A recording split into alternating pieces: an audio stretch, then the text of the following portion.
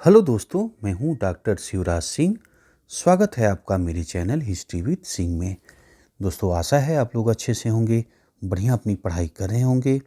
तो अगर दोस्तों आप कहीं और इंस्टाग्राम या फेसबुक इत्यादि जो है सोशल मीडिया पे आप ये वीडियो देख रहे हैं, तो आप जो है यूट्यूब पे आ जाइए और यूट्यूब के चैनल जो सर्च ऑप्शन है वहाँ @ लगा लीजिएगा। हिस्ट्री लिखिएगा, हिस्ट्री स्पेस मत दीजिएगा। हिस्ट्री विद सिंह आप लिखिएगा सर्च ऑप्शन पे और अपना चैनल आ जाएगा, तो सब्सक्राइब कर लीजिएगा ठीक है।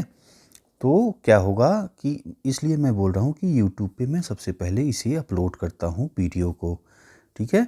और जो है अगर आप नए हैं तो सब्सक्राइब कर लीजिए, ठीक है। तो आज के वीडियो में दोस्तों आप पढ़ोगे कक्षा 8 क्लास 8 की अध्याय 7 एनसीईआरटी हिस्ट्री का अध्याय। आप जो है चैप्टर पढ़ेंगे महिलाएं, जाति एवं सुधार, ठीक है।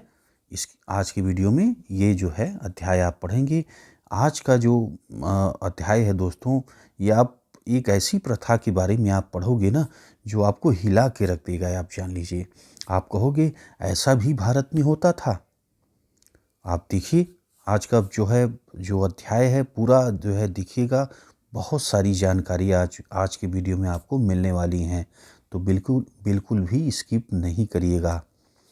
आइए शुरू करते हैं। क्या आपने कभी सोचा है कि 200 साल पहले बच्चों की ज़िंदगी कैसी रही होगी? बताइए, आप विचार करिए। आपको लगता है कि जो आज के बच्चे हैं, 200 साल पहले बच्चे कैसे रहते थे? तो वही बोल रहे हैं कि कल्पना करिए। आजकल मध्यवर्गीय परिवारों की ज़्यादातर लड़कियां स्कूल जाती हैं और उनमें बहुत सारी लड़कों के साथ पढ़ती हैं। बड़ी होने पर उनमें से बहुत सारी लड़कियां कॉलेजों और विश्वविद्यालयों में जाती हैं और विभिन्न प्रकार की नौकरियां करती हैं। कानूनन शादी के लिए उनका बालिग होना जरूरी है। देख रहे हैं ना आप? और कानून के अनुसार वे किसी भी जाति व समुदाय के व्यक्ति से शादी कर सकती हैं, ठीक है। और कानून के अनुसार वे किसी भी जाति व समुदाय के व्यक्ति से शादी कर सकती हैं, ठीक है। यहाँ तक कि विधवाएं भी दोबारा शादी कर सकती हैं, जैसा कि आज आप समाज में आप देखते हैं। पुरुषों की तरह महिलाएं वोट डाल सकती हैं और चुनाव लड़ सकती हैं। बेशक सभी महिलाएं इन अधिकारों का उपभोग नहीं कर पाती। गरीबों को शिक्षा के मौके मुश्किल से ही मिलते हैं, कम मिलते हैं या मिल नहीं पाते। बहुत सारे परिवारों में लड़कियां अपनी इच्छा अनुसार पति भी नहीं चुन सकती। 200 साल पहले हालात बहुत भिन्न थे। ज़्यादातर बच्चों की शादी बहुत कम उम्र में ही कर दी जाती थी। हिंदू मुसलमान दोनों धर्मों के पुरुष एक से ज़्यादा पत्नियां रख सकते थे। देश के कुछ भागों में विधवाओं से ये उम्मीद की जाती थी कि वे अपने पति की चिता के साथ ही जिंदा जल जाएं। देख रहे हैं ना कितना क्रूरतम जो है आप है कि क्या है। देखिए, देश के कुछ भागों में, यहाँ से ध्यान दीजिए, देश के कुछ भागों में विधवाओं से ये उम्मीद की जाती थी कि वे अपने पति की चिता के साथ, सोचिए, साथ ही जिंदा जल जाएं। बताइए कितना क्रूरतम था। यहाँ पे दोस्तों आप चित्र नंबर 1 देख रहे हैं। देखिए, ये सती बालथाजर साल्विन द्वारा बनाया गया चित्र है 1813 ईस्वी का। देख रहे हैं? भारत आने वाले यूरोपीय चित्रकारों द्वारा बनाई गई सती की बहुत सारी तस्वीरों में से यह एक है। सती प्रथा को पूर्वी समाजों की बर्बरता के सबूत के तौर पर देखा जाता था, है ना। आगे देखिए, इस तरह स्वेच्छा से या जबरदस्ती मार दी गई महिलाओं को सती कहकर महिमा मंडित किया जाता था। देख रहे हैं? सती शब्द का अर्थ है सदाचारी महिला था। सदाचारी महिला था। संपत्ति पर महिलाओं के अधिकार बहुत सीमित थे। शिक्षा तक महिलाओं की प्रायः कोई पहुंच नहीं थी। देश के बहुत सारे भागों में लोगों का विश्वास था कि अगर औरत पढ़ी लिखी होगी तो वह जल्दी विधवा हो जाएगी। देखिए कितनी मूर्खतापूर्ण जो है ये आपके भारत में हो रहा था। सोचिए आगे देखिए, समाज में सिर्फ स्त्रियों और पुरुषों के बीच ही फर्क नहीं था। ज़्यादातर इलाकों में लोग जातियों में भी बटे हुए थे। ब्राह्मण क्षत्रिय खुद को ऊंची जाति का मानते थे। इसके बाद व्यापार और महाजनी आदि से जुड़े जातियों, जिन्हें प्रायः वैश्य कहा जाता था, का स्थान आता था। फिर काश्तकार, बुनकर, कुम्हार जैसे दस्तकार आते थे, जिन्हें शूद्र कहा जाता था। इस श्रेणी क्रम की सबसे निचली पायदान पर ऐसी जातियां थीं जो गांवों शहरों को साफ सुथरा रखती थी या ऐसे काम धंधे करती थी जिन्हें ऊंची जातियों के लोग दूषित कार्य मानते थे। यानी ऐसे काम जिसकी वजह से उनकी जाति भ्रष्ट हो जाती थी। ऊंची जातियां निचले पायदान पर खड़ी इन जातियों को अछूत मानती थी। इन लोगों को मंदिरों में प्रवेश करने, सवर्ण जातियों के इस्तेमाल वाले कुओं से पानी निकालने या ऊंची जातियों के आधिपत्य वाले घाट तालाबों पर नहाने की छूट नहीं होती थी। उन्हें निम्न दर्जे का मनुष्य माना जाता था। ठीक 19वीं और 20वीं सदी के दौरान इनमें बहुत सारे कायदे कानून और नज़रिए धीरे धीरे बदलते गए। आइए देखें ऐसा कैसे हुआ। अब देखिए आगे अगला पॉइंट दोस्तों, यहाँ पे आप देख पा रहे हो, परिवर्तन की दिशा में उठते कदम।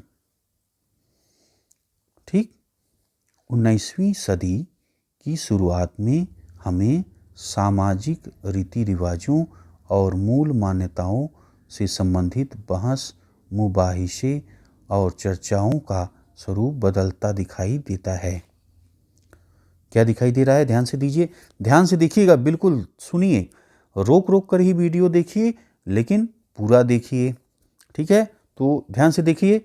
19वीं सदी की शुरुआत से ही हमें सामाजिक रीति रिवाजों और मूल्य मान्यताओं से संबंधित बहस, मुबाहिसे और चर्चाओं का स्वरूप बदलता दिखाई देता है।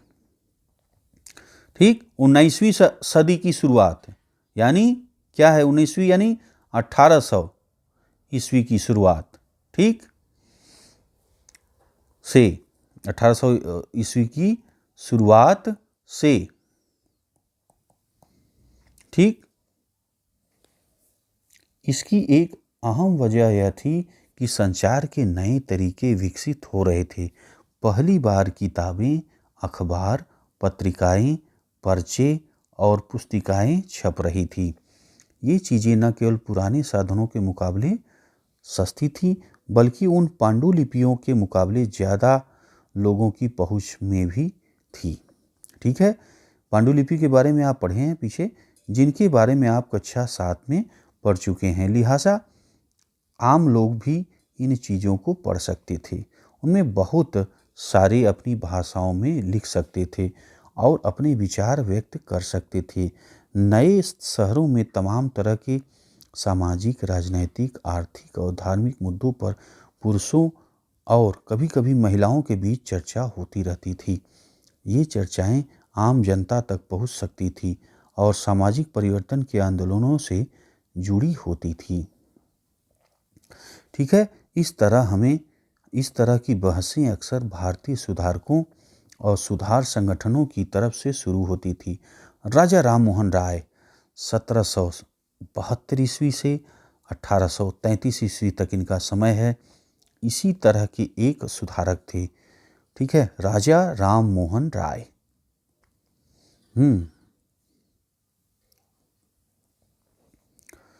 इन्होंने कलकत्ता में जो है क्या किया है, ये देखिए, इन्होंने कलकत्ता में ब्रह्मो समाज से एक सुधारवादी संगठन बनाया था, जिसे बाद में ब्रह्मो समाज के नाम से जाना गया। राम मोहन राय जैसे लोगों को सुधारक इसलिए कहा जाता है क्योंकि वे मानते थे कि समाज में परिवर्तन लाना और अन्यायपूर्ण तौर तरीकों से छुटकारा पाना जरूरी है। उनका विचार था कि इस तरह के परिवर्तन लाने के लिए लोगों को इस बात के लिए प्रेरित किया जाना चाहिए कि वे पुराने व्यवहार को छोड़कर जीवन का नया ढंग अपनाने के लिए तैयार हों।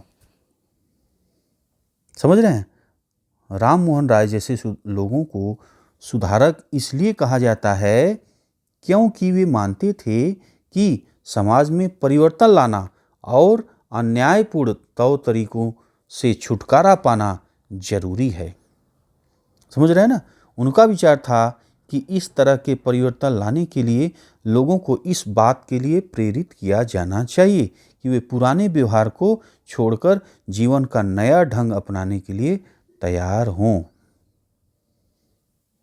ठीक, ये दोस्तों आप देख रहे हैं चित्र नंबर 2, राजा राम मोहन राय, रेम्ब्रांट पील द्वारा बनाया गया चित्र 1833 में से बनाया गया। ये चित्र आप इनका देखिए। राम मोहन राय देश में पश्चिमी शिक्षा का प्रसार करने और महिलाओं के लिए ज़्यादा स्वतंत्रता और समानता के पक्षधर थे। उन्होंने इस बारे में लिखा है कि किस तरह महिलाओं को जबरन घरेलू कामों में बांध कर रखा जाता था। उनकी दुनिया घर और रसोई तक ही सीमित कर दी जाती थी और उन्हें बाहर जाकर पढ़ने लिखने की इजाज़त नहीं दी जाती थी। सोचिए, 50% जो आबादी थी उसको जो है कुचल कर रख दिया गया था, मतलब एकदम सीमित कर दिया गया था उनको। क्या हाउस अरेस्ट कर दिया गया था, आप समझिए। तो कितनी दयनीय अवस्था आप देख पा रहे हैं। और देखिए, विधवाओं की जिंदगी में बदलाव लाने की कोशिश। राम मोहन राय इस बात से काफ़ी दुखी थे कि विधवा औरतों को अपनी जिंदगी में भारी कष्टों का सामना करना पड़ता है। इसी बात को ध्यान में रखते हुए उन्होंने सती प्रथा के खिलाफ मुहिम छेड़ी थी। ठीक है, सती प्रथा को आपने पढ़ा कि जिंदा ही औरत को क्या कर रहे हैं, जो है अपने पति की चिता के साथ जिंदा जला दे रहे हैं। सोचिए कितना खतरनाक, कितना घृणित प्रथा थी ये। राम मोहन राय संस्कृत, फारसी तथा अन्य कई भारतीय एवं यूरोपीय भाषाओं के अच्छे ज्ञाता थे।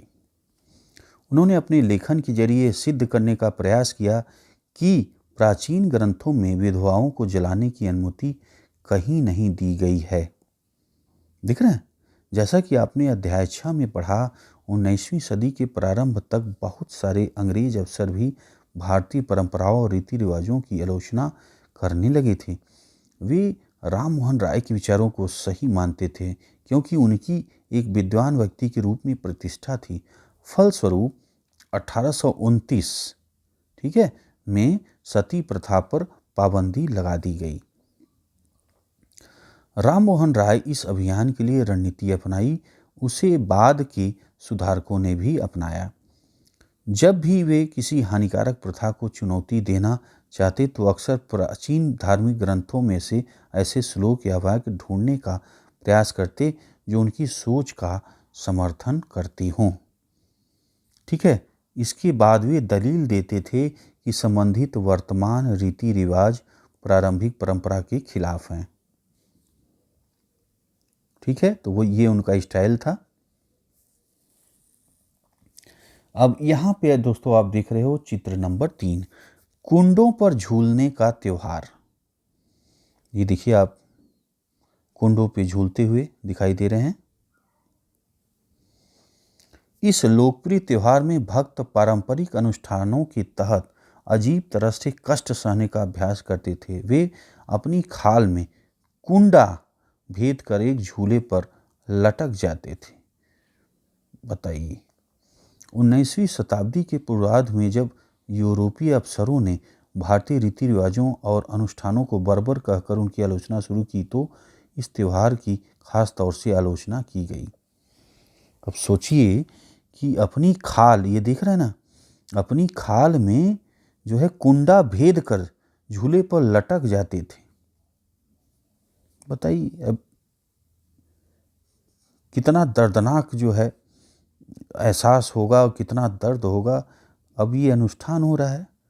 अब बताइए आप क्या सही मानते हैं इसे, कि शरीर को इतना कष्ट देना, कुंडा शरीर में डाल लेना?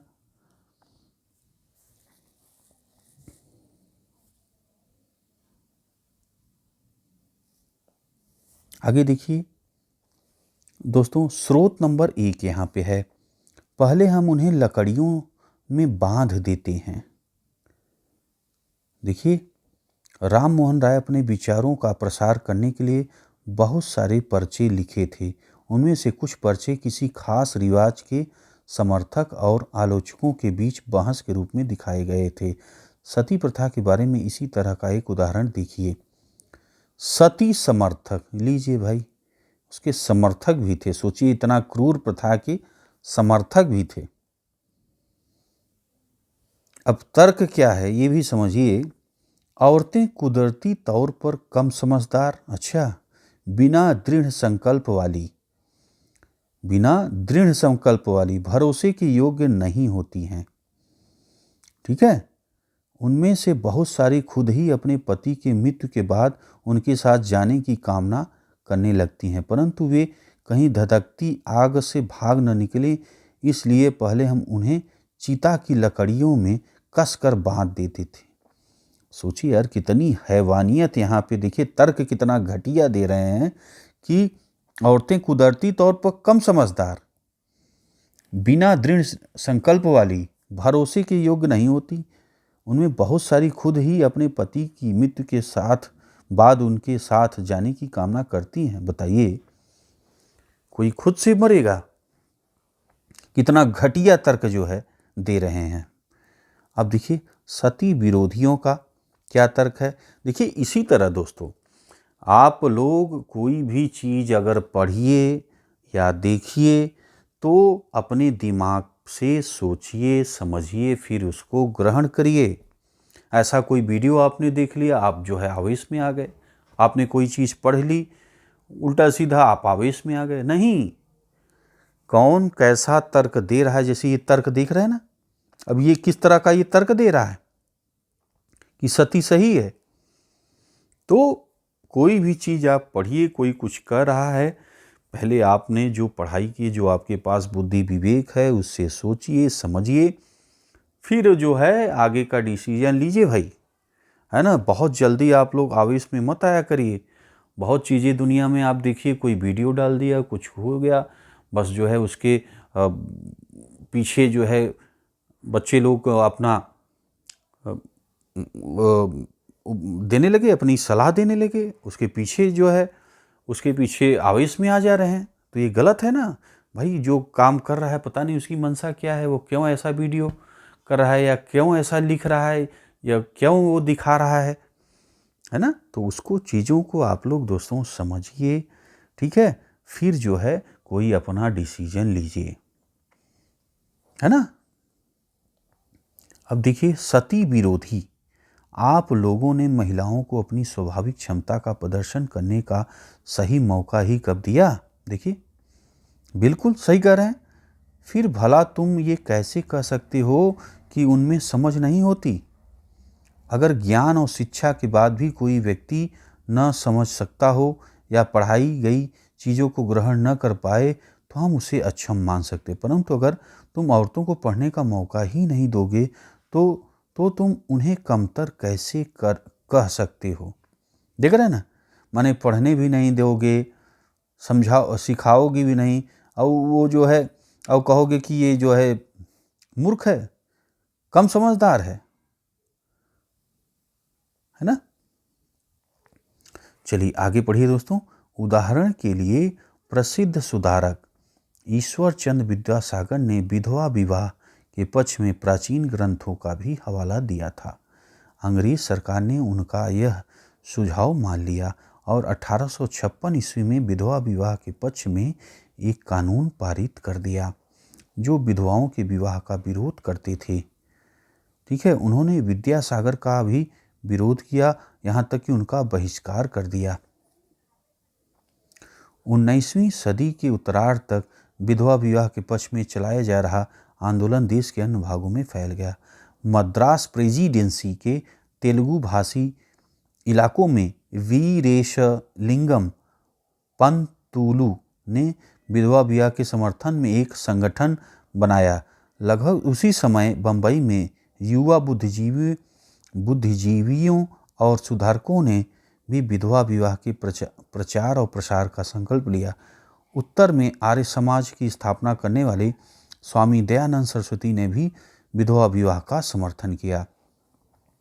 ये दोस्तों आप देख रहे हैं चित्र नंबर 4 है, स्वामी दयानंद सरस्वती जी का ये फोटो आप देख पा रहे हैं।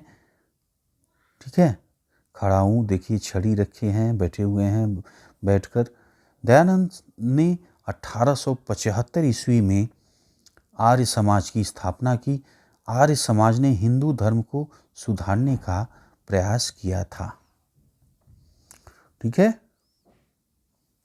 चलिए आगे देखिए।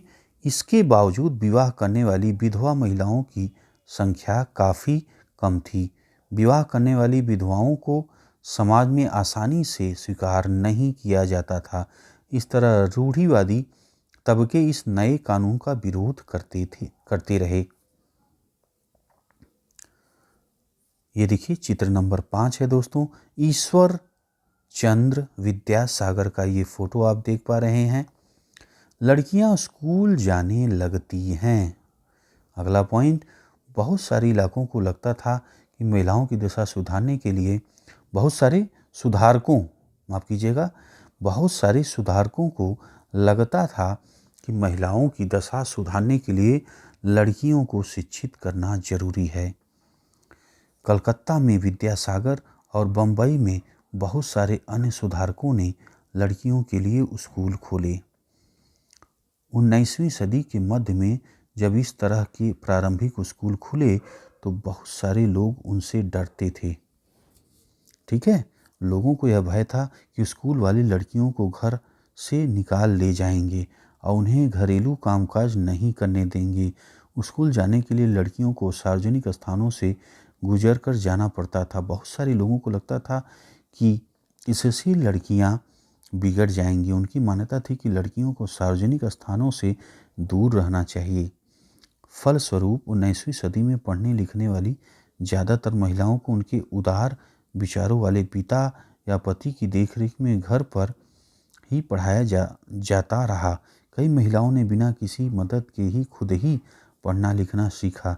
क्या आपको याद है पिछले साल की सामाजिक एवं राजनीतिक जीवन पुस्तक में आपने राज सुंदरी देवी के बारे में क्या पढ़ा था? वे ऐसी महिलाओं में से थी जिन्होंने रात में दिए की टिमटिमाती लौ में चोरी छिपे ही लिखना पढ़ना सीखा था। देख रहे हैं कितना जो है संघर्ष किए हैं। अब आप लोगों को कितनी सारी व्यवस्थाएं मिली हैं, कितना सपोर्ट मिल रहा है। तब तो आप लोग भाई अब ये चोरी छिपे देखिए सीख लेती हैं, दिए में सीख ले रहे हैं, टिमटिमा जो दीपक का दिया होता है उसमें सीख ले रही हैं, है ना। तो जहाँ चाह है वहाँ राह है। पूरी ताकत झोंकिए अपनी और सफलता आपका इंतजार कर रहा है। ठीक है, आइए आगे देखिए। 19वीं सदी के आखिरी हिस्से में आर्य समाज द्वारा पंजाब में और ज्योतिराव फूले द्वारा महाराष्ट्र में लड़कियों के लिए स्कूल खोले गए। उत्तर भारत के कुलीन मुस्लिम परिवारों की महिलाएं अरबी में कुरान शरीफ पढ़ना सीखने लगी। उन्हें घर पर ही पढ़ाने के लिए शिक्षिकाएं रखी जाती थीं। इस स्थिति को देखते हुए मुमताज़ अली जैसे कुछ सुधारक ने कुरान शरीफ की आयतों का हवाला देकर कहा, महिलाओं को भी शिक्षा का अधिकार मिलना चाहिए। 19वीं सदी के आखिर से ही उर्दू में उपन्यासों का सिलसिला शुरू हुआ। इन उपन्यासों में महिलाओं को इस बात के लिए प्रेरित किया जाता है कि वे धर्म और घरेलू साज संभाल के बारे में पढ़ें।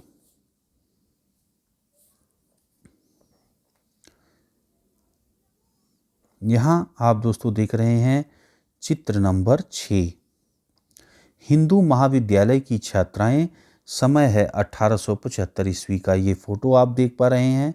19वीं शताब्दी में जब लड़कियों के लिए स्कूल खोले गए, आमतौर पर माना जाता था कि लड़कियों की पढ़ाई लिखाई लड़कों की पढ़ाई लिखाई से कम सख्त होनी चाहिए। हिंदू महिला विद्यालय ऐसे शुरुआती संस्थानों में से एक था जहां वही शिक्षा दी जाती थी जो उस समय लड़कों को दी जा रही थी। तो ये देखिए, आप ड्रेस देखिए किस तरह के ड्रेस हैं, है ना। आइए आगे देखें। महिलाओं के बारे में महिलाएं लिखने लगी, है ना। देखिए, 20वीं सदी की शुरुआत से ही बहुत सारी मुस्लिम महिलाओं ने महिला शिक्षा को बढ़ावा देने के लिए अहम भूमिका अदा की। ठीक है, ध्यान से समझिए। 20वीं सदी की शुरुआत से ही बहुत सारी मुस्लिम महिलाओं ने महिला शिक्षा को बढ़ावा देने के लिए अहम भूमिका अदा की। जैसे भोपाल की बेगमों ने अलीगढ़ में लड़कियों के लिए प्राथमिक स्कूल खोला।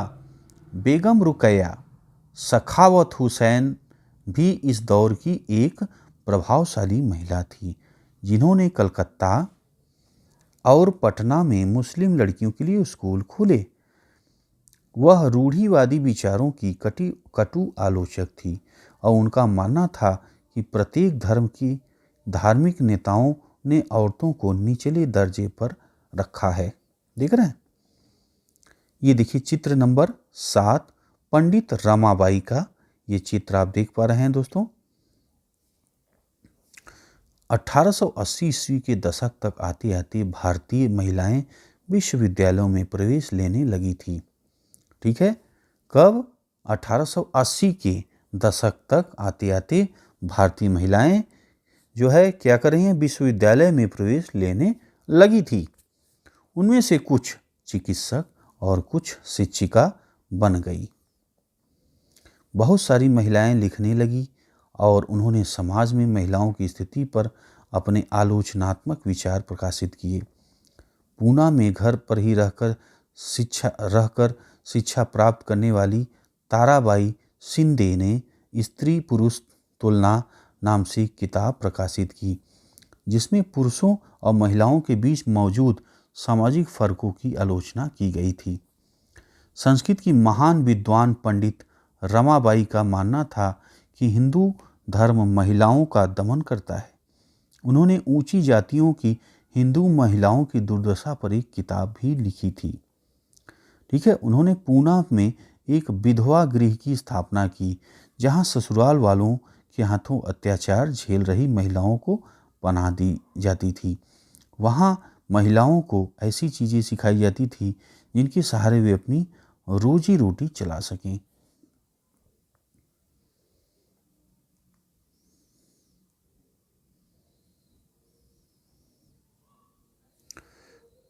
आगे देखें, जाहिर है कि इन सब बातों को रूढ़िवादी खेमिक लोग काफ़ी आग बबूला हुए। उदाहरण के लिए बहुत सारे हिंदू राष्ट्रवादियों को लगने लगा कि हिंदू महिलाएं पश्चिमी तौर तरीकों को अपना रही हैं, जिससे हिंदू संस्कृति भ्रष्ट होगी, पारिवारिक संस्कार नष्ट हो जाएंगे। रूढ़िवादी मुसलमान भी इस बदलाव के नतीजों को लेकर चिंतित थे। लीजिए, परेशान होने लगे ये सब। जैसा कि आप देख सकते हैं, 19वीं सदी के आखिर तक खुद महिलाएं भी सुधार के लिए बढ़ चढ़ कर प्रयास करने लगी थी। उन्होंने किताबें लिखी, पत्रिकाएं निकाली, स्कूल और प्रशिक्षण केंद्र खोले तथा महिलाओं को संगठित किया। 20वीं सदी की शुरुआत से महिलाओं को मताधिकार, बेहतर स्वास्थ्य सुविधाएं, शिक्षा के अधिकार के बारे में कानून बनवाने के लिए राजनीतिक दबाव समूह बनाने लगी थी। उनमें से कुछ महिलाओं ने 1920 के दशक के बाद विभिन्न प्रकार के राष्ट्रवादी समाजवादी आंदोलनों में हिस्सा भी लिया। ठीक है, 20वीं शताब्दी में जवाहरलाल नेहरू और सुभाष चंद्र बोस जैसे नेताओं ने महिलाओं के लिए और अधिक स्वतंत्रता और समानता की मांगों का समर्थन किया। राष्ट्रीय नेताओं ने आश्वासन दिया कि स्वतंत्रता मिलने पर ही सभी पुरुषों व महिलाओं को वोट डालने का अधिकार दे दिया जाएगा। परंतु उनका आह्वान था कि जब तक स्वतंत्रता नहीं मिल जाती तब तक महिलाओं को अंग्रेजी राज विरोधी संघर्ष में ही जोर लगाना चाहिए। ठीक। स्रोत नंबर 2 देखिए, जब औरत का पति मर जाता है। देखिए इसे, अपनी पुस्तक स्त्री पुरुष तुलना में ताराबाई शिंदे ने लिखा था, क्या औरत को अपनी जिंदगी उतनी ही प्यारी नहीं होती जितनी तुम्हें तुम्हारी जिंदगी प्यारी है? ये तो कुछ ऐसी बात हो गई मानो महिलाएं पुरुषों से बिल्कुल अलग चीज़ों से बनी हो, मानो वे धूल या चट्टानों या जंग लगे लोहे से बनी हो, और तुम व तुम्हारी जिंदगी शुद्ध सोने की बनी हो। तुम मुझसे पूछते हो कि मेरा क्या मतलब है? मेरा मतलब यह है कि जब औरत का पति मर जाता है तो उसका क्या हश्र होता है। नाई आता है और उसके लहराते बाल साफ कर देता है। सोचिए यार, सिर्फ इसलिए कि तुम्हारी आंखों को ठंडक पड़ जाए। उसे शादी ब्याह आओ भगत और उन शुभ अवसरों से बहिष्कृत कर दिया जाता है। सोचिए, इनके पति मर गए तो कितना, ये देखिए सारी चीज़ें जो है शादी ब्याह से बहिष्कृत, बाल का जो है मुंडा कर दिया गया, बाल निकाल दिया गया। जहाँ विवाहित महिलाएं जाती हैं, और भला इन पाबंदियों की वजह से क्या है, इन पाबंदियों की वजह क्या है? क्योंकि उनका पति मर चुका है, वह अभागी हैं, दुर्भाग्य उनके माथे पर खुदा हुआ है, उनका चेहरा देखा नहीं जाता, यह अशुभ होता है। बताइए कितना घटिया जो है, कैसे लोग रहे होंगे कि इस तरह जो है अत्याचार औरतों पे करते थे। सोचिए, एक पति अगर उसका मर गया तो उस औरत का क्या दोष है? हाँ, अब वो उसके साथ इतना अत्याचार जो है कर रहे हो। सोचिए कि उसके बाल काट दे रहे हैं, उसको शादी ब्याह में जाने नहीं दे रहे हैं, शुभ कार्य में जाने नहीं दे रहे हैं। हाँ, बताइए, उसका चेहरा देखना जो है अशुभ हो गया है। कैसे कसाई लोग होते थे यार, बताइए इतना अत्याचार कैसे कर लेते हैं। सोचो दोस्तों आप, ये औरतों पे इतना अत्याचार कर कैसे देते थे यार? वो आदमी थे या शैतान थे? आगे देखिए, बाल विवाह के विरुद्ध कानून। बाल विवाह के विरुद्ध कानून। देखिए, महिला संगठनों के विकास तथा इन मुद्दों पर हो रहे लेखन की वजह से सुधारों के पक्ष में आवाज और मजबूत हुई। ध्यान दीजिए, महिला संगठनों के विकास तथा इन मुद्दों पर हो रहे लेखन की वजह से सुधारों के पक्ष में आवाज और मजबूत हुई। ठीक है, लोग बाल विवाह जैसी स्थापित परंपराओं को चुनौती देने लगे। केंद्रीय विधानसभा में बहुत सारे सांसद थे जिन्होंने बाल विवाह पर पाबंदी हेतु कानून बनाने के लिए संघर्ष किया। 1929 में बाल विवाह निषेध अधिनियम पारित किया गया। इस कानून के बारे में वैसे ही कड़वी बहसें और संघर्ष नहीं हुए जैसे पुराने सुधारवादी कानूनों के बारे में हुए थे। इस कानून के अनुसार 18 साल से कम उम्र के लड़के और 16 साल से कम उम्र की लड़की की शादी नहीं की जा सकती। बाद में उम्र बढ़ाकर क्रमशः 21 साल और लड़की की जो है 18 साल कर दी गई। ठीक है, चित्र देखिए 8 है, यहाँ पे 8 साल की दुल्हन है, देख रहे हैं ना। सोचिए, 8 साल की दुल्हन है बेचारी। यह 20वीं शताब्दी की शुरुआत में एक बाल वधू का चित्र है। क्या आपको पता है कि आज भी हमारे देश में 20% से ज़्यादा लड़कियों की शादी 18 साल से पहले हो जाती है? बताइए। अच्छा, ये देखिए फोटो जो है 8 साल की बच्ची का ये है। बताइए, इसको दुल्हन बनाए हैं। बेचारी खेलने का उम्र है इसका कि खूब खेले और इसको दुल्हन बना दिए। आपको क्या ये उचित लग रहा है? आप लोग कमेंट करके अपने विचार आप बताओगे। सती प्रथा पे आपके क्या विचार हैं? सती प्रथा पे आपको ज़रूर कमेंट में अपने विचार देने हैं। और बाल विवाह पे आपका क्या विचार है, आप लोग कमेंट पे आज ज़रूर आपको जो है कमेंट में अपने विचार दीजिए कि आपको इस पे क्या कहना है, सती प्रथा पे और बाल विवाह पे। मैं कमेंट का इंतज़ार करूँगा आपका, ठीक है, कि आप लोग आपके क्या विचार हैं, ये कमेंट में आपको ज़रूर बताना है। आइए आगे, जाति और समाज सुधार। अगला पॉइंट आप देख रहे हैं, इसे देखिए। हमने सभी जिन समाज सुधारकों का जिक्र किया उनमें से कई जातीय गैर बराबरी के भी विरोधी थे। राम मोहन राय ने जाति व्यवस्था की आलोचना करने वाले एक पुराने बौद्ध ग्रंथ का अनुवाद किया। प्रार्थना समाज भक्ति परंपरा का समर्थक था, ठीक है, जिसमें सभी जातियों के आध्यात्मिक समानता पर जोर दिया गया। जाति उन्मूलन के लिए काम करने के लिए बंबई में 1840 ईस्वी में परमहंस मंडली का गठन किया गया। इन सुधारकों और सुधार संगठनों के सदस्यों में बहुत सारी ऊंची जातियों के लोग थे।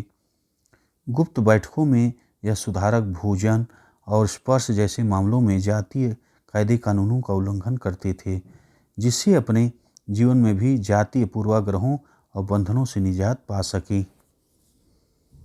ठीक है,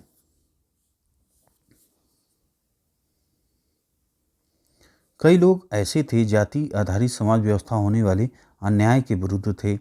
19वीं सदी में ईसाई प्रचारक आदिवासी समुदायों और निचली जातियों के बच्चों के लिए स्कूल खोलने लगे थे। इस प्रकार इन बच्चों को बदलती दुनिया में अपना रास्ता ढूंढने के लिए नए साधन मिलने लगे थे। उसी समय बहुत सारे गरीब लोग शहरों में निकल रही नई नौकरियों की तलाश में गांव छोड़कर भी जा रहे थे। नए कारखानों, नगर पालिकाओं में नई नौकरियां निकल रही थी। कल्पना कीजिए, इससे मजदूरी की भी कितनी मांग पैदा हुई होगी। शहरों में नालियां बनाई जानी थी, सड़कें बिछनी थी, इमारतों का निर्माण होना था, शहरों को साफ किया जाना था। इसके लिए कुलियों, खुदाई करने वालों, बोझा ढोने वालों, ईंट बनाने वालों, नालियाँ साफ करने वालों, सफाई कर्मियों, पालकी ढोने वालों, रिक्शा खींचने वालों की ज़रूरत थी। यह श्रम कहाँ से आया? इन कामों को संभालने के लिए गांवों और छोटे कस्बों के गरीब शहरों की तरफ जाने लगे, जहां मजदूरी की मांग पैदा हो रही थी। शहर जाने वालों में से बहुत सारे निम्न जातियों के लोग भी थे। कुछ लोग असम, मॉरिशस, त्रिनिदाद और इंडोनेशिया आदि स्थानों पर बागानों में काम करने भी चले गए। नए स्थानों पर काम अक्सर बहुत कठोर था, परंतु गरीबियों, निचली जातियों के लोगों को यह गांव के सवर्ण जमींदारों द्वारा उनके जीवन पर दमनकारी कब्जे और दैनिक अपमान से छूट निकलने का एक मौका था। ये दोस्तों आप देख रहे हैं चित्र नंबर 9, ठीक है। एक कुली जहाज 19वीं शताब्दी का है। जॉन एलन नामक इस कुली जहाज के द्वारा भारतीय मजदूरों को मॉरिशस ले जाया जाता था। देख रहे हैं ना, जहां उन्हें तरह तरह की कठोर काम करने पड़ते थे। इनमें से ज़्यादातर मजदूर निचली जातियों के होते थे। ठीक है, ये जहाज देखिए किस तरह है। जूते कौन बना सकता है? ये देखिए अगला पॉइंट है। चमड़े का काम करने वालों को परंपरागत रूप से नीची नज़र से देखा जाता है, क्योंकि वे मृत पशुओं का चमड़ा निकालते हैं, जिन्हें गंदा व दूषित माना जाता है। पहले विश्व युद्ध के दौरान सेना के लिए जूतों की जबरदस्त मांग पैदा हो गई थी, परंतु चमड़ों के कामों के प्रति जातीय पूर्वाग्रह की वजह से केवल परंपरागत चमड़ा कामगार और मोची ही जूते तैयार कर सकते थे। ठीक है, लिहाजा वे ज़्यादा कीमत की मांग करने लगे और उन्हें काफ़ी लाभ हुआ। देख रहे हैं, यहाँ पे आप देखिए चित्र नंबर 10 आप देख रहे हैं। जूते बनाते मदीगा समुदाय के लोग 19वीं शताब्दी आंध्र प्रदेश का, ये आप देखिए फोटो लगा हुआ है और ये जूते बनाने वाले आपको दिख रहे हैं, जूते चप्पल। मौजूदा आंध्र प्रदेश में मदीगा एक महत्वपूर्ण अछूत जाति रही है। वे पशुओं के शवों को साफ करने, चमड़ा तैयार करने, चप्पल जूतियाँ सीने में माहिर थे। ठीक है। इसके अलावा दूसरी तरह की नौकरियां भी सामने आ रही थी। उदाहरण के लिए सेना में भी लोगों की ज़रूरत बढ़ रही थी। अछूत माने जाने वाले महार समुदाय के बहुत सारे लोगों को महार रेजिमेंट में नौकरी मिल गई। दलित आंदोलन के नेता B.R. अम्बेडकर के पिता एक सैनिक स्कूल में भी पढ़ाते थे। ठीक है। कक्षा में जगह नहीं, इसे देखिए, बम्बई प्रेसिडेंसी में 1829 में भी अछूतों को सरकारी स्कूलों में घुसने नहीं दिया जाता था। जब उन्होंने इस अधिकार के लिए सख्ती से आवाज़ उठाई तो उन्हें कक्षा के बाहर बरामदे में बैठकर सबक सुनने की इजाज़त दी गई, ताकि वे कमरे को दूषित न कर सकें जहां ऊंची जाति के लड़कों को पढ़ाया जाता था। चित्र नंबर 11 देखिए दोस्तों, यहाँ पे गुजरात के दुबला समुदाय के लोग बाजार के लिए आम ढोकर ले जा रहे हैं। दुबला मजदूर संवर जमींदारों के पास मजदूरी करते थे, उनके खेत संभालते थे और जमींदार के घर आंगन में तमाम छोटे बड़े काम करते थे। ये देखिए, दुबला समुदाय के लोग जो है आम ले जा रहे हैं, टोकरी में दिख रहे हैं आप। आगे देखिए, समानता और न्याय की मांग। 19वीं सदी के दूसरे हिस्से तक गैर ब्राह्मण जातियों के भीतर से भी लोग जाति भेदभाव के खिलाफ आवाज़ उठाने लगे। उन्होंने सामाजिक समानता और न्याय की मांग करते हुए आंदोलन शुरू कर दिए थे। मध्य भारत में सतनामी आंदोलन की शुरुआत घासीदास ने की, जिन्होंने चमड़े का काम करने वाले लोगों को संगठित किया, उनकी सामाजिक स्थिति सुधारने के लिए आंदोलन छेड़ दिया। पूर्वी बंगाल में हरिदास ठाकुर के मतुआ पंथ ने चांडाल काश्तकारों के बीच काम किया। हरिदास ने जाति व्यवस्था को सही ठहराने वाले ब्राह्मणवादी ग्रंथों पर सवाल उठाए, जिन्हें आज केरल कहा जाता है। वहाँ झावा जाति के श्री नारायण गुरु ने अपने लोगों के बीच एकता का आदर्श रखा। जातिगत भिन्नता के आधार पर लोगों के बीच भेदभाव करने का विरोध किया। अनुसार सारी मानवता एक ही जाति है। उनका महत्वपूर्ण कथन है, ओरु जाति ओरु मतम ओरु देवम मनुष्यानु। मानवता की एक जाति, एक धर्म, एक ईश्वर है। ठीक है। इन सभी पंथों की स्थापना ऐसे लोगों ने की थी जो गैर ब्राह्मण जातियों से थे और उनके बीच ही काम करते थे। उन्होंने उन आदतों और तौर तरीकों को बदलने का प्रयास किया जो प्रभुत्वशाली जातियों का अपमान करने के लिए उकसाती थी।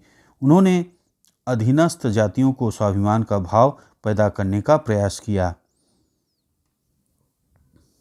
समझ रहे हैं?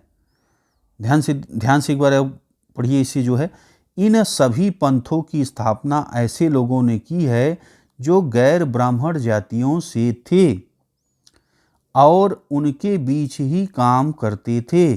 उन्होंने उन आदतों और तौर तरीकों को बदलने का प्रयास किया जो प्रभुत्वशाली जातियों का अपमान करने के लिए उकसाती थी। उन्होंने अधीनस्थ जातियों में स्वाभिमान का भाव पैदा करने का प्रयास किया। ये चित्र दोस्तों आप देख रहे हैं, चित्र नंबर 12 है। श्री नारायण गुरु का ये फोटो आप देख रहे हैं। चलिए, गुलामगिरी, अगला पॉइंट देखिए। निम्न जाति नेताओं में ज्योतिराव फूले सबसे मुखर नेताओं में से एक थे। 1827 ईस्वी में जन्मे ज्योतिराव फूले ने ईसाई प्रचारकों द्वारा खोले गए स्कूलों में शिक्षा पाई थी। बड़े होने पर उन्होंने जाति आधारित समाज में फैले अन्याय के बारे में अपने विचार व्यक्त किए। उन्होंने ब्राह्मणों के इस दावे पर खुलकर हमला बोला कि आर्य होने के कारण वे औरों से श्रेष्ठ हैं। फूले का तर्क था कि आर्य विदेशी थे जो उपमहाद्वीप के बाहर से आए थे। ठीक है। फूले क्या तर्क दे रहे हैं? फूले का तर्क था कि आर्य विदेशी थे। आर्यों के बारे में भी मैंने आपको पढ़ाया है और कई जो विचारक हैं उनके अलग अलग विचार हैं। ठीक है, कि कुछ कहते हैं आर्य विदेशी थे, कुछ कहते हैं इसी देश के थे, है ना। तो इस पे चर्चा की गई, मैंने वीडियो बनाया है। और वैदिक सभ्यता जब आपको मैंने पढ़ाया है, वैदिक काल पढ़ाया है, तो मैंने बताया है, चर्चा की है। बाकी और भी उसमें और कुछ आपको पढ़ना होगा तो कमेंट करके बताइएगा। ठीक है। तो यहाँ पे फूले का तर्क क्या है? फूले क्या कह रहे हैं कि आर्य विदेशी थे जो उपमहाद्वीप के बाहर से आए थे। उन्होंने इस मिट्टी के असली वारिसों आर्यों के आने से पहले यहाँ रह रहे मूल निवासियों को हराकर उन्हें गुलाम बना लिया था। और एक चीज़ और आप देखते हैं, जैसे जब वैदिक काल के पहले सिंधु सभ्यता थी, है ना, उसके बाद फिर आर्य लोगों का हमें हिस्ट्री देखने को मिलती है। तो यहाँ पे देखिए बता रहे हैं कि आर्यों के आने से पहले यहाँ रह रहे मूल निवासियों को हराकर उन्हें गुलाम बना दिया था। जब आर्यों ने अपना प्रभुत्व स्थापित कर लिया तो वे पराजित जनता के बीच निम्न जाति वाला मानने लगे। फूले के अनुसार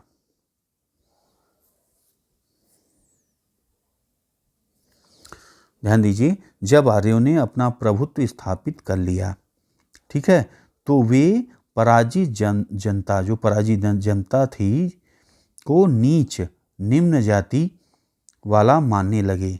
ठीक है। फूले के अनुसार ऊंची जातियों का उनकी जमीन और सत्ता पर कोई अधिकार नहीं है। यह धरती यहाँ के देशी लोगों की कथित निम्न जाति के लोगों की है। यहाँ पे चित्र नंबर 13 है दोस्तों, आप देख रहे हो ज्योतिराव फूले का यहाँ पे चित्र बना हुआ है, देख रहे हैं। फूले ने दावा किया कि आर्यों के शासन से पहले यहाँ स्वर्ण युग था, तब योद्धा किसान जमीन जोतते थे। ठीक है, इनका क्या कर रहे हैं आगे, यहाँ फूले ने दावा किया कि आर्यों के शासन से पहले यहाँ क्या था, स्वर्ण युग था, दिख रहा है ना, तब योद्धा किसान जमीन जोतते थे। ठीक है, और मराठा देहात पर न्याय संगत और निष्पक्ष तरीके से शासन करते थे। उन्होंने सुझाव दिया कि शूद्रों या श्रमिक जातियां और अतिशूद्रों यानी अछूत को जाति भेदभाव खत्म करने के लिए संगठित होना चाहिए। फूले द्वारा स्थापित किए गए सत्य शोधक समाज नामक संगठन ने जातीय समानता के समर्थन में मुहिम चलाई। ठीक है, आगे देखिए स्रोत नंबर 3, मैं यहाँ और तुम कहाँ। मैं यहाँ और तुम कहाँ। देखिए, फूले उच्च जाति नेताओं के उपनिवेशवाद विरोधी राष्ट्रवाद के भी आलोचक थे। उन्होंने लिखा था, ब्राह्मण ने अपने धर्म की वह तलवार छिपा ली है जिसने लोगों की संपन्नता का गला काट दिया। जब वे देश के महान देशभक्त बने घूम रहे हैं, वे हमारे शूद्र मुस्लिम पारसी नौजवानों को यह सलाह देते हैं कि अगर हम ऊंच नीच के बारे में हम अपना सारा लड़ाई झगड़ा बंद करके एकजुट नहीं होंगे तो हमारा देश कभी उन्नति नहीं कर पाएगा। यह एकता उन्हीं के फायदे में है, क्योंकि इसके बाद दोबारा यही स्थिति पैदा हो जाएगी। मैं यहाँ और तुम कहाँ। आगे देखिए, 1873 ईस्वी में फूले ने गुलामी नामक एक किताब लिखी। इससे लगभग 10 साल पहले अमेरिकी गृह युद्ध हो चुका था, जिसके फलस्वरूप अमेरिका में दास प्रथा खत्म कर दी गई थी।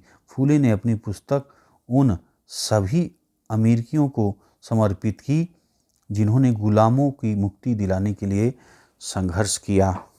इस तरह उन्होंने भारत की निम्न जातियों और अमेरिका के काले गुलामों की दुर्दशा को एक दूसरे से जोड़ दिया। जैसा कि इस उदाहरण से पता चलता है कि फूले ने जाति व्यवस्था की अपनी आलोचना को सभी प्रकार की गैर बराबरी से जोड़ दिया था। वह उच्च जाति महिलाओं की दुर्दशा, मजदूरों की मुसीबतों, निम्न जातियों के अपमानपूर्ण हालत के बारे में गहरे तौर पर चिंतित थे। जाति सुधार का यह आंदोलन 20वीं सदी में भी पश्चिम भारत में B.R. अम्बेडकर और दक्षिण में E.V. रामास्वामी नायकर जैसे महान दलित नेताओं के नेतृत्व में चलता रहा। ठीक है, हम भी इंसान हैं। ये देखिए स्रोत नंबर 4 में लिखा हुआ है। देखिए 1927 ईस्वी में अम्बेडकर ने कहा था, अब हम सिर्फ यह साबित करने के लिए तालाब पर जाना चाहते हैं कि औरों की तरह हम भी इंसान हैं। हिंदू समाज 2 मुख्य सिद्धांतों समानता और जातिवाद की समाप्ति पर पुनर्गठन किया जाना चाहिए। ठीक है, हिंदू समाज का दो मुख्य सिद्धांतों समानता और जातिवाद की समाप्ति पर पुनर्गठन किया जाना चाहिए। आगे देखिए, अगला पॉइंट क्या लिखा हुआ है, मंदिरों में कौन जा सकता है।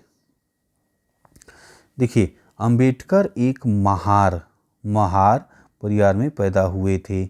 बचपन में उन्होंने इस बात को बहुत नज़दीक से देखा कि रोज़ाना की ज़िंदगी में जाति भेदभाव और पूर्वाग्रह क्या होता है। स्कूल में उन्हें कक्षा के बाहर ज़मीन पर बैठना पड़ता था। उन्हें सवर्ण बच्चों द्वारा इस्तेमाल किए जाने वाले नलकों से पानी पीने की इजाज़त नहीं थी।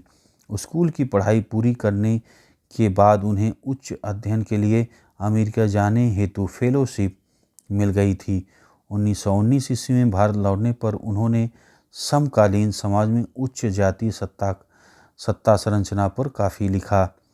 सन 1927 ईस्वी में अंबेडकर ने मंदिर प्रवेश आंदोलन शुरू किया, जिसमें महार जाति के लोगों ने बड़ी संख्या में हिस्सा लिया। ठीक है, ध्यान से समझिए। सन 1927 ईस्वी में अंबेडकर ने मंदिर प्रवेश आंदोलन शुरू किया, जिसमें महार जाति के लोगों ने बड़ी संख्या में हिस्सा लिया। ब्राह्मण पुजारी इस बात पर बहुत आग बबूला हुए कि दलित भी मंदिर के जलाशय का पानी इस्तेमाल कर रहे हैं। 1927 ईस्वी से 1935 ईस्वी के बीच अंबेडकर ने मंदिरों में प्रवेश के लिए ऐसे 3 आंदोलन चलाए। वह पूरे देश को दिखाना चाहते थे कि समाज में जाति पूर्वाग्रहों की जकड़ कितनी मजबूत है। ठीक है, यहाँ पे दोस्तों चित्र नंबर 14 ये आपका है। देखिए, चित्र नंबर 14 आप देख रहे हैं, मदुरै मंदिर का प्रवेश द्वार। ठीक है, ये आप देख रहे हैं, टॉमस डेनियल द्वारा बनाया गया चित्र 1792 का ये है। ठीक है, 1792 ईस्वी का ये चित्र आप देख पा रहे हैं। मंदिर प्रवेश आंदोलन से पहले अछूतों को इस तरह के प्रवेश द्वारों के आसपास भी फटकने नहीं दिया जाता था। सोचिए। आगे देखें, गैर ब्राह्मण आंदोलन। अगला पॉइंट देखिए इसे, 20वीं सदी के आरंभ में गैर ब्राह्मण आंदोलन शुरू हुआ। यह प्रयास उन गैर ब्राह्मण जातियों का था जिन्हें शिक्षा, धन, प्रभाव हासिल हो चुका था। उनका तर्क था कि ब्राह्मण तो उत्तर से आए उन आर्य आक्रमणकारियों के वंशज हैं जिन्होंने यहाँ के मूल निवासियों देसी द्रविड़ नस्लों को हराकर दक्षिणी भूभाग पर विजय हासिल की थी। उन्होंने सत्ता पर ब्राह्मणवादी दावों को चुनौती दी। पेरियार नाम से प्रसिद्ध ई.वी. रामास्वामी नायकर एक मध्यवर्गीय परिवार में पले बढ़े। अपने प्रारंभिक जीवन में वे सन्यासी थे और उन्होंने संस्कृत शास्त्रों का गंभीरता से अध्ययन किया था। बाद में कांग्रेस के सदस्य बने, परंतु जब उन्होंने राष्ट्रवादियों द्वारा आयोजित की गई एक दावत में देखा कि वहाँ बैठने के लिए जातियों के हिसाब से अलग अलग इंतजाम किया हुआ है, तो उन्होंने हताश होकर पार्टी छोड़ दी। इस दावत में निम्न जातियों और उच्च जातियों के बीच अलग अलग बैठने का इंतजाम किया गया था। पेरियार की समझ में आ चुका था कि अछूतों को अपनी स्वाभिमान के लिए खुद लड़ना होगा। इसी बात को ध्यान रखते हुए उन्होंने स्वाभिमान आंदोलन शुरू किया। उनका कहना था, मूल तमिल और द्रविड़ संस्कृति के असली वाहक अछूत ही हैं, जिन्हें ब्राह्मणों ने अपने अधीन कर लिया है। उनका मानना था कि सभी धार्मिक नेता, मुखिया सामाजिक विभाजनों और असमानता को ईश्वर प्रदत्त मानते हैं। इसलिए सामाजिक समानता के लिए सभी धर्मों को, अछूतों को खुद मुक्ति पानी होगी। ठीक, यहाँ पे दोस्तों आप चित्र देख रहे हैं, ई.वी. स्वामी नायकर पेरियार। ठीक है, पेरियार ये आप देखिए, पेरियार नाम से ये प्रसिद्ध थे। ई.वी. रामास्वामी नायकर ये चित्र आपका है। स्रोत नंबर 5 यहाँ पे देख पा रहे हैं आप। महिलाओं के बारे में पेरियार क्या कर रहे हैं, देखिए, पेरियार ने लिखा था, तारा मुकुर्तम जैसे शब्दों के आगमन के बाद हमारी महिलाएं अपने पतियों के हाथों की कठपुतली बन गई थी। हमें ऐसी पिताओं के संरक्षण में जीना पड़ा जो अपनी बेटियों को सलाह देते हैं कि उन्हें पतियों को उपहार में दिए जा चुका है और अब वे अपने पति के घर का हिस्सा हैं। यह संस्कृति के साथ हमारी घनिष्ठता का परिणाम है। ठीक।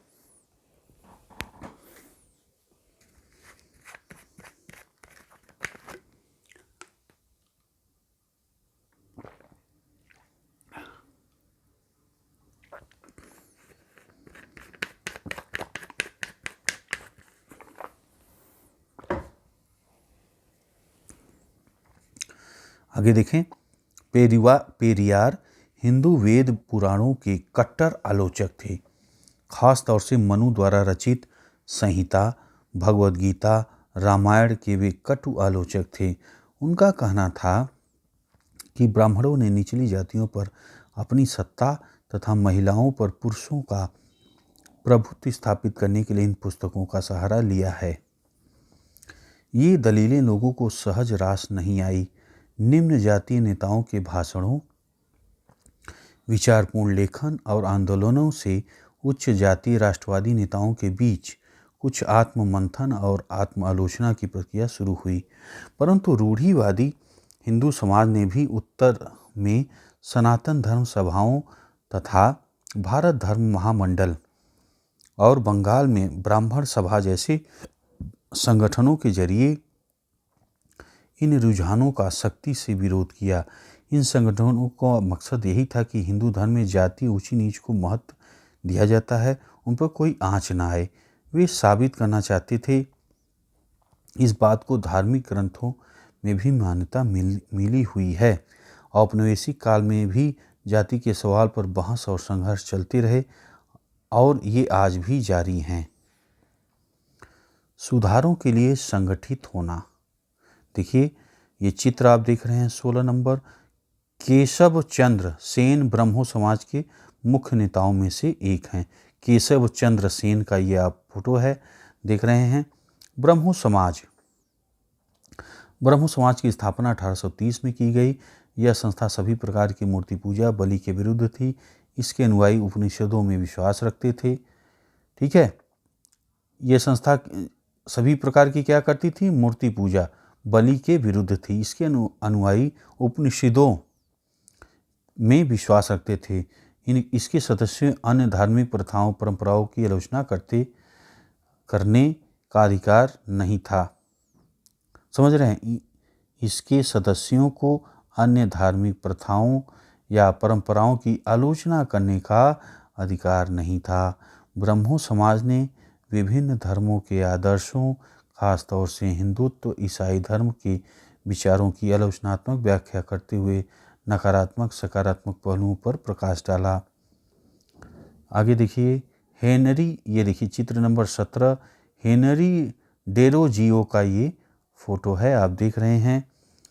डेरोजियो एवं यंग बंगाल, इसके बारे में आप जानिए। 1820 ईस्वी के दशक में Henry Louis Vivian Derozio Hindu college Calcutta में अध्यापक थे। उन्होंने अपने विद्यार्थियों को आमूल परिवर्तनकारी विचारों से अवगत कराया। उन्हें तमाम तरह की सत्ता पर सवाल खड़ा करने के लिए प्रोत्साहित किया। उनके द्वारा शुरू किए गए यंग बंगाल मूवमेंट में उनके विद्यार्थियों ने परंपराओं और रीति रिवाजों पर उंगली उठाई, महिलाओं के लिए शिक्षा की मांग की और सोच व अभिव्यक्ति की स्वतंत्रता के लिए अभियान चलाया। रामकृष्ण मिशन और विवेकानंद, चलिए इनके बारे में देखिए आप। रामकृष्ण मिशन का नाम स्वामी विवेकानंद के गुरु रामकृष्ण परमहंस के नाम पर रखा गया। यह मिशन समाज सेवा, निस्वार्थ श्रम के जरिए मुक्ति के लक्ष्य पर जोर देता था। ठीक है, ध्यान दीजिए भाई। रामकृष्ण मिशन और विवेकानंद पॉइंट है। रामकृष्ण मिशन का नाम स्वामी विवेकानंद के गुरु रामकृष्ण परमहंस के नाम पर रखा गया था। यह मिशन समाज सेवा, निस्वार्थ श्रम के जरिए मुक्ति के लक्ष्य पर जोर देता था। ठीक। स्वामी विवेकानंद 1863 से 1902 तक इनका समय रहा है, जिनका मूल नाम नरेंद्र दत्त था, जिन्होंने श्री रामकृष्ण की सरल शिक्षाओं, ठीक है, हाँ अब देखिए, जिन्होंने रामकृष्ण की सरल शिक्षाओं को अपने प्रतिभाशाली संतुलित आधुनिक विचारधारा से जोड़कर संपूर्ण विश्व में प्रसारित किया। 1893 में शिकागो में विश्व धर्म संसद में उन्हें सुनने के बाद न्यूयॉर्क हेराल्ड ने विवरण दिया कि ऐसे विद्वान राष्ट्र में धर्म प्रचारकों को भेजना कितना मूर्खतापूर्ण है। वास्तव में स्वामी विवेकानंद आधुनिक समय के पहले भारतीय थे जिन्होंने विश्वव्यापी स्तर पर वेदांत दर्शन के आध्यात्मिक गौरव को पुनर्स्थापित किया। लेकिन उनका उद्देश्य केवल धर्म की व्याख्या करना नहीं था। अब अपने देशवासियों की निर्धनता, दुर्दशा से उन्हें अतिशय दुख हुआ। उनका यह दृढ़ विश्वास था कि कोई भी सुधार तभी सफल हो सकता है जब जनसमूह की दशा उन्नत हो। अतः भारत के लोगों को उन्होंने रसोई घर के धर्म की संकीर्ण चारदीवारी से बाहर निकलने और राष्ट्र की सेवा एकजुट होने का आह्वान किया। इस आह्वान द्वारा भारतीय राष्ट्रवाद की प्रारंभिक अवस्था में उन्हें असाधारण योगदान दिया, किंतु राष्ट्रवाद के बारे में उनका भाव संकीर्ण नहीं था। उन्हें यह विश्वास था कि मानव जाति के जिन समस्याओं का सामना करना पड़ रहा है उन पर तभी काबू पाया जा सकता है जब विश्व के सभी राष्ट्र एक समान धरातल पर एक साथ आएं। अंततः एक सामान्य आध्यात्मिक विरासत के आधार पर उन्होंने युवाओं को एक होने का उपदेश दिया। इस उद्बोधन में यह वास्तव में नई विचारधारा के प्रतीक और भविष्य के लिए एक महान शक्ति का स्रोत बन गए। ये फोटो आप देखिए स्वामी विवेकानंद का, ये 18 नंबर का फोटो आप देख रहे हैं, चित्र नंबर 18 है। स्वामी विवेकानंद की ये फोटो आप देख पा रहे हैं। प्रार्थना समाज, इसे आप देखिए दोस्तों, प्रार्थना समाज अगला पॉइंट है। 1867 ईस्वी में बंबई में स्थापित प्रार्थना समाज ने जातीय बंधनों को खत्म करने और बाल विवाह को उन्मूलन के लिए प्रयास किया। प्रार्थना समाज ने महिलाओं की शिक्षा को प्रोत्साहन किया, विधवा विवाह पर लगी पाबंदी के खिलाफ आवाज़ उठाई। उसकी धार्मिक बैठकों में हिंदू, बौद्ध, ईसाई ग्रंथों पर विचार विमर्श किया जाता था। वेद समाज, अब आगे देखिए, मद्रास, अब क्या है नाम, चेन्नई में 1864 में वेद समाज की स्थापना हुई। वेद समाज ब्रह्मो समाज से प्रेरित था। वेद समाज ने जातीय भेदभाव को समाप्त करने और विधवा विवाह तथा महिला शिक्षा को प्रोत्साहित करने के लिए काम किया। इसके सदस्य एक ईश्वर के अस्तित्व में विश्वास रखते थे। उन्होंने रूढ़िवादी हिंदुत्व के अंधविश्वासों और अनुष्ठानों की सख्त निंदा की। अब देखिए अगला, अलीगढ़ आंदोलन। ये देखें आप, सैयद अहमद खां द्वारा 1875 ईस्वी में अलीगढ़ में खोले गए मोहम्मदन एंग्लो ओरिएंटल कॉलेज को ही बाद में अलीगढ़ मुस्लिम विश्वविद्यालय के नाम से जाना गया। ठीक है, सैयद अहमद खां द्वारा 1875 ईस्वी में अलीगढ़ में खोले गए मोहम्मदन एंग्लो ओरिएंटल कॉलेज को ही बाद में अलीगढ़ मुस्लिम विश्वविद्यालय के नाम से जाना गया, जहां मुसलमानों को पश्चिमी विज्ञान के साथ साथ विभिन्न विषयों की आधुनिक शिक्षा दी जाती है। अलीगढ़ आंदोलन का शैक्षणिक सुधार क्षेत्र में गहरा प्रभाव रहा। ये चित्र आप देखिए, सैयद अहमद खां का ये आप चित्र देख पा रहे हैं। अगला पॉइंट देखिए, सिंह सभा आंदोलन।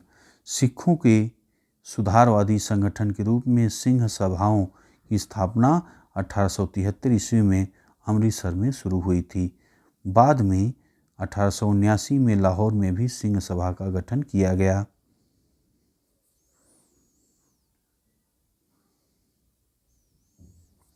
इन सभाओं ने सिख धर्म को अंधविश्वासों, जाति भेदभाव और ऐसी आचरण जिसे वे गैर सिख समझती थी से मुक्त कराने का प्रयास किया। उन्होंने सिखों की शिक्षा के लिए प्रोत्साहित किया, जिसमें अक्सर आधुनिक ज्ञान के साथ साथ सिख धर्म के सिद्धांतों को भी पढ़ाया जाता था। ठीक, समझ में आया आपको? जल्दी से एक बार और देखिए। सिंह सभा आंदोलन सिखों के सुधारवादी संगठन के रूप में सिंह सभाओं की स्थापना 1873 ईस्वी में अमृतसर से शुरू हुई। बाद में 1879 में लाहौर में भी सिंह सभा का गठन किया गया। इन सभाओं में ने सिख धर्म को अंधविश्वासों, जाति भेदभाव और ऐसे आचरण जिसे वे गैर सिख समझती थी से मुक्त करने का प्रयास किया। उन्होंने सिखों को शिक्षा के लिए प्रोत्साहित किया, जिसमें अक्सर आधुनिक ज्ञान के साथ साथ सिख धर्म के सिद्धांतों को भी पढ़ाया जाता था। ठीक है, ये देखिए चित्र नंबर 20 आप देख पा रहे हैं। खालसा कॉलेज अमृतसर में ये है। ठीक है, और 1829 में जो है 1892 ईस्वी में सिख सभा आंदोलन के नेताओं द्वारा स्थापित किया गया। ठीक है, तो भाई दोस्तों ये आपका अध्याय कंप्लीट हो गया। आपने आज पढ़ा कक्षा 8 क्लास 8 का जो है चैप्टर 7 एनसीईआरटी हिस्ट्री का, और जो चैप्टर का नाम है महिलाएं, जाति और सुधार। ठीक, ये आज के वीडियो में आपने पढ़ा। ठीक है, तो इसके बाद दोस्तों एक अध्याय और है, उसके बाद ख़त्म हो जाएगा आपका क्लास 8 के जो सारे अध्याय कंप्लीट हो जाएंगे। अगले वीडियो में आपको जो 8वां चैप्टर है, चैप्टर 8, उसको आपको कंप्लीट करा दूंगा अगले वीडियो में। उसके बाद आपका ये कक्षा 8 की सारी जो है सारे अध्याय कंप्लीट हो जाएंगे। फिर आगे आप पढ़ेंगे जो है क्लास 9 का एनसीईआरटी हिस्ट्री को, क्लास 9 का जो है उसके बाद पढ़ेंगे। ठीक है, तो दोस्तों आशा है आप लोगों को आज का वीडियो अच्छा लगा होगा, क्योंकि यहाँ तक आपने देखा है तो भाई पक्का आपको अच्छा लगा है। तो लाइक करते हुए जाइएगा, अपने दोस्तों में शेयर करिएगा, जिससे उनकी भी तैयारी अच्छी हो सके। एनसीईआरटी बुक जो है जैसा कि आप जानते हैं बहुत महत्वपूर्ण है। कोई भी तैयारी आप कर रहे हैं तो आप अपने दोस्तों को भी शेयर ज़रूर करिए, जिससे कि उनका भी अच्छा तैयारी हो सके। ठीक है, तो बस दोस्तों ये वीडियो इसी पे समाप्त करेंगे। मिलते हैं आपसे अगले वीडियो में। वीडियो आपने देखा इसके लिए आपका बहुत बहुत धन्यवाद।